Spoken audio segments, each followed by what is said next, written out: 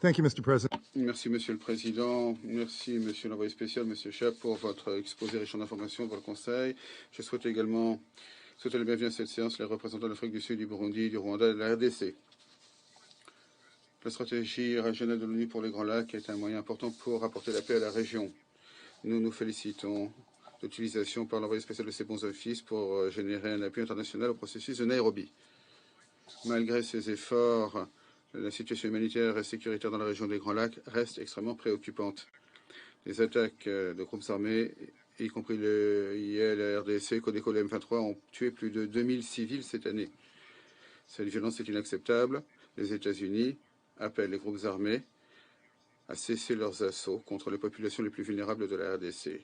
Nous appelons également les acteurs étatiques à stopper leur appui à ces groupes, y compris les forces de défense rwandaises et leur aide au M23. La MONUSCO reste essentielle pour apporter la paix à l'est de la RDC et la région. Elle mérite notre appui complet. Elles aussi ont connu des pertes alors que la situation sécuritaire se dégrade, y compris la mort d'un soldat de la paix pakistanais le mois dernier dans une terrible attaque. Nous apportons nos condoléances à la mission au Pakistan et aux familles des soldats de la paix.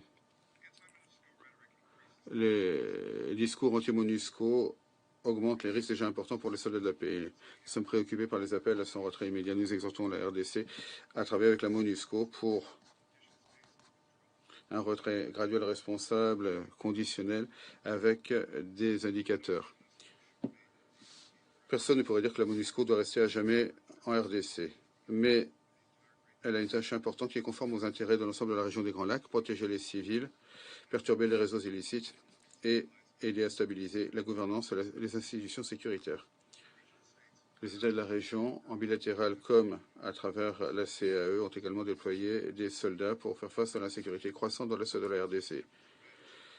Alors que ces efforts avancent, il est impératif qu'ils n'aggravent pas une situation déjà tendue. C'est pourquoi nous appelons les dirigeants de la région à faire en sorte que les forces bilatérales et multilatérales respectent les droits humains, accordent la priorité à la sécurité des civils et s'abstiennent d'activités illicites telles que l'extraction des ressources naturelles. Il est tout aussi essentiel qu'elles se coordonnent avec et complètent le travail important des forces armées de la RDC, de la MONUSCO et des agences humanitaires de l'ONU ainsi que des ONG. Les États doivent également notifier officiellement le comité 1533 de leur assistance, ainsi que les résolutions du Conseil de sécurité, y compris les forces burundaises déployées de manière bilatérale et dans le cadre de la force régionale de la CAE. Comme c'est souvent le cas, nous avons passé un temps important aujourd'hui à parler de solutions militaires à un problème politique. Bien sûr, réaliser la paix dans les Grands Lacs ne se fera pas par la force. La paix dépend d'un processus politique, de volonté politique et de solutions politiques.